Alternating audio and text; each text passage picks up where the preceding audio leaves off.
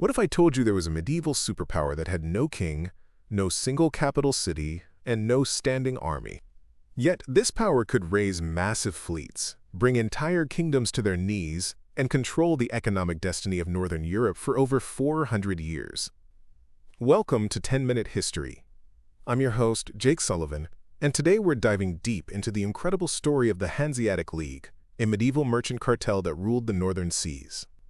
So how on earth did a league of merchants become one of the most dominant forces in European history?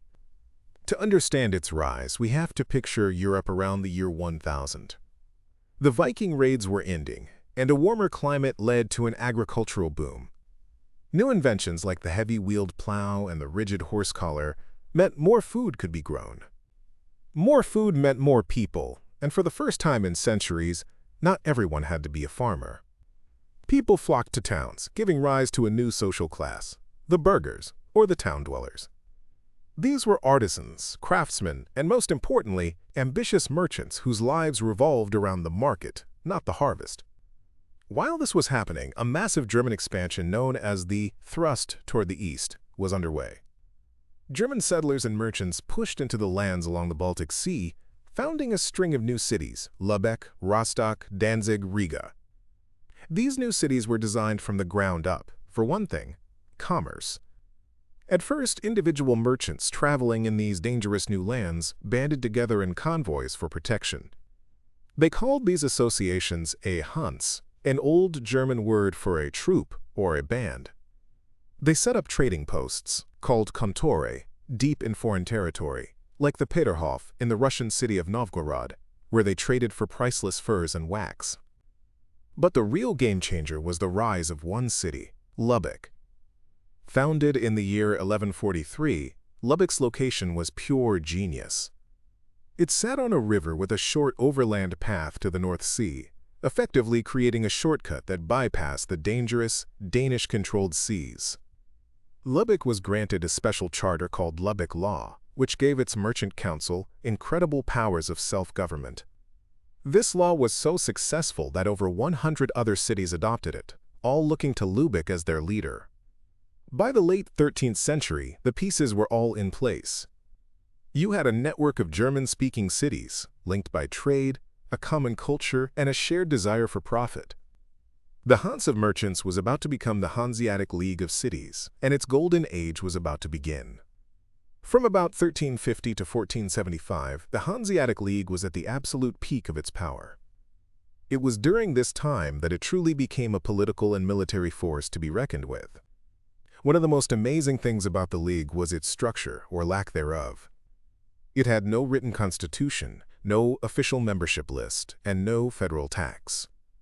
It was a flexible confederation held together by pure, pragmatic self-interest. The League's central institution was the Hanseatic Diet, or Hansetag, a general assembly of delegates from member cities that met whenever a crisis loomed. If a city refused to follow the Diet's decisions, it faced the ultimate punishment, expulsion from the League, which was a commercial death sentence. The economic engine of the Hansa was a vast trading network that stretched from Russia to England. Hanseatic merchants operated a massive east-west supply chain. From the east, from places like Russia and Poland, they shipped huge quantities of raw materials. This included grain to feed the growing cities of the west, timber and naval stores for building ships, wax for church candles, and incredibly valuable furs like ermine and sable for Europe's elite. In return, they shipped manufactured goods back to the east. The most important of these was fine woolen cloth from Flanders in England. But they also controlled the trade in salt from the German city of Lüneburg, which was essential for preserving food, especially fish. Speaking of fish, the League had a stranglehold on the herring market, which was the silver of the sea, providing a vital source of protein for all of Catholic Europe on religious fast days. All of this trade was made possible by a revolutionary ship, the cog. The cog was a floating warehouse. It was cheap to build, had a flat bottom, high sides, and a massive cargo hold. It wasn't fast, but it could carry enormous amounts of bulk goods, and convoys of these defensible ships became the symbol of Hanseatic dominance on the seas. The League projected its power through 4 legendary foreign trading posts: the contour. In Novgorod, Russia, the Peterhof was a fortified, isolated compound where merchants lived under incredibly strict, monastic-like rules to protect trade secrets. In Bergen, Norway, the German bridge controlled the entire trade in stockfish, or dried cod, keeping the local Norwegians in a state of total economic dependence. In London, the Steel Yard was a walled city within a city on the River Thames whose merchants enjoyed tax privileges that infuriated their English rivals.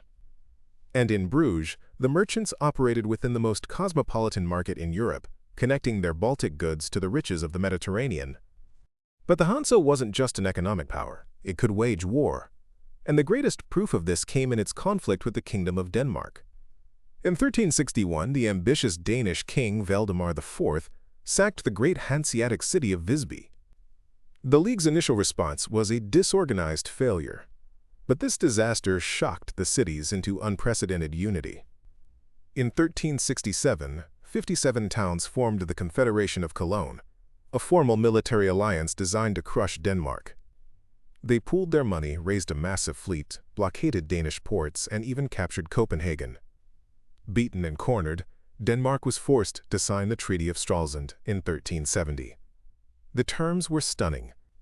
The Hansa got full trading privileges, control of key fortresses, and a massive payment.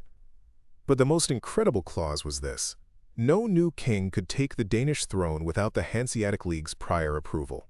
Think about that. A league of merchants had just won veto power over the royal succession of a major kingdom.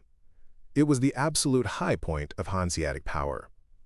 They also policed the seas, famously hunting down pirates like the legendary Klaus Stortebeker, whose execution in Hamburg in 1401 became the stuff of legend. The story goes that Stortebeker promised the mayor that any of his crewmen his headless body could walk past would be freed. After the axe fell, his body stood up and walked past 11 of his men before the executioner tripped it. The mayor supposedly went back on his word and executed them all anyway. But the tale cemented the Hansa's reputation as the ruthless masters of the northern seas. But as with all great powers, the cracks began to show, and the long, slow decline of the Hanseatic League is a classic story of a superpower that failed to adapt to a changing world. The problems started from within. The very unity that made the League so strong began to crumble. The interests of the nearly 200-member towns started to drift apart. Seaport cities like Lubeck had different priorities than inland cities like Cologne, which was often reluctant to pay for costly naval wars. Powerful cities started to put their own interests first, breaking trade embargoes for their own profit. The League was also too conservative. Its success was built on a monopoly, and it was incredibly resistant to change. When the Age of Discovery began, shifting Europe's focus to the Atlantic, the Hansa was left behind. Its merchants stuck to trading timber and herring while the Dutch, English, and Spanish built global empires on goods from the Americas and Asia. They were also out-innovated. In the 16th century, the Dutch developed a new ship called the Vloot. It was cheaper to build than a Hanseatic cog, needed a smaller crew, and was designed purely for maximum cargo. The Dutch could now ship Baltic grain for a fraction of the cost, systematically undercutting the Hansa in its own home waters. While the League was weakening from within, the world around it was changing dramatically. Powerful, centralized kingdoms were rising in England, Russia, and Scandinavia. These new, confident monarchs were no longer willing to tolerate a privileged foreign cartel operating on their soil. In 1494, Ivan the Great of Moscow abruptly closed the Hanseatic contour in Novgorod, cutting off the League's direct access to Russian furs and wax forever. In 1598, Queen Elizabeth I of England, siding with her own increasingly powerful English merchants, permanently closed the Steel Yard in London and expelled the Hansa. But the greatest challenge came from the Dutch. The new Dutch Republic became the Hansa's nemesis. With their better ships and aggressive capitalist spirit, the Dutch simply outcompeted the League at every turn. By 1600, there were far more Dutch ships in Baltic ports than Hanseatic ones. The final nail in the coffin was the devastating 30 Years' War, which raged from 1618 to 1648. It shattered what was left of the League's network and made any idea of collective Hanseatic policy impossible. The last formal Hanseatic Diet was held in 1669, where once over 100 cities sent delegates to decide the fate of nations, only 9 bothered to show up. There was no formal dissolution. The Hanseatic League simply faded away. Its time had passed. So what is the legacy of this merchant empire? It's immense. The Hansa created a unified economic space, a sort of medieval European Union, that brought immense prosperity to Northern Europe. It fueled the growth of great cities, pioneered modern business practices, and championed a form of urban, republican government that stood in stark contrast to the feudal monarchies of the day. Its cultural impact is still visible today in the magnificent brick Gothic architecture that defines its former cities, from the Holsteiner Gate in Lubeck to the gabled houses of Bergen. And the story offers timeless lessons. The League's fall is a cautionary tale about the dangers of success breeding complacency.